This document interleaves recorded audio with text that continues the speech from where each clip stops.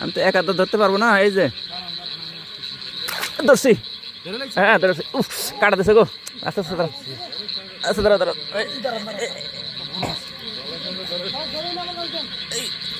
কাটা দিয়ে ফেলেছে।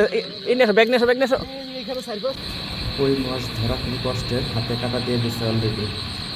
মাছ কাটা কেমন কষ্ট সেটা বোঝার জন্য আজকে নিজেই মাছ কাটতে বসে গেছি। আসলে মা বোনরা বাসা বাড়িতে রান্না বান্নার জন্য আমাদেরকে রান্না বান্না খাওয়ার জন্য রান্না করে সেটা করে। পুরুষ মানুষ যদি এই কাজগুলো না করে তাহলে উপলব্ধি করতে পারবে না কখনো। আমি আজকে এই সামান্য কিছু পুঁটি মাছ এবং কই মাছ কাটতে গিয়েই বুঝতে পারছি যে কী কষ্ট। বিশেষ করে কই মাছ কাটতে গিয়ে তো আমার নিজেরই মাছ কাটা ব্যস্ত হয়ে গেছে। পুঁটি মাছগুলো তেমন সমস্যা হয় না, পুঁটি মাছগুলো কাটতে একটু সুবিধা আছে। কই মাছটা কাটতে গিয়ে কই মাছের পিঠের কাটা এত শক্ত, মাছটা ধরতে গেলে কানের কাছে কাটা, কাটা পেটে কাটা, মানে পুরো কই মাছটা শুধু কাটা আর কাটা জর্জরিত। এই মাছ কাটা আসলে অনেক কষ্ট। কেউ যদি এই মাছ কাটা পদ্ধতি সম্পর্কে মাছ কাটা শেষ, ডিম মাছের ভিতরে ডিম হয়ে গেছে, মাছটা দেন ফুল মাছের ভিতরে ডিম হয়ে গেছে। পানি চেঞ্জ করতে হবে।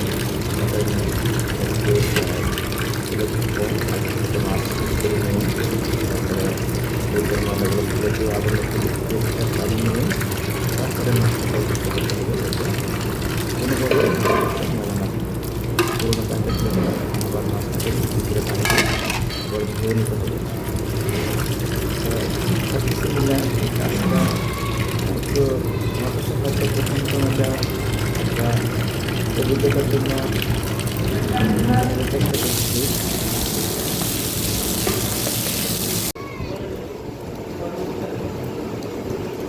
এক চামচ পরিমাণ হলুদ, এক চামচ পরিমাণ মরিচ, পরিমাণ মতো লবণ,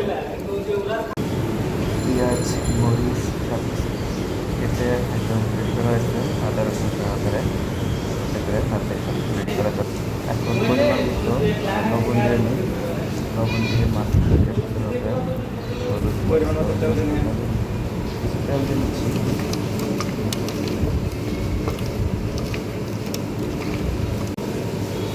লবণ, গুঁড়ো মরিচ এবং হলুদের ফাঁকি মিক্স করে নেওয়া হয়েছে।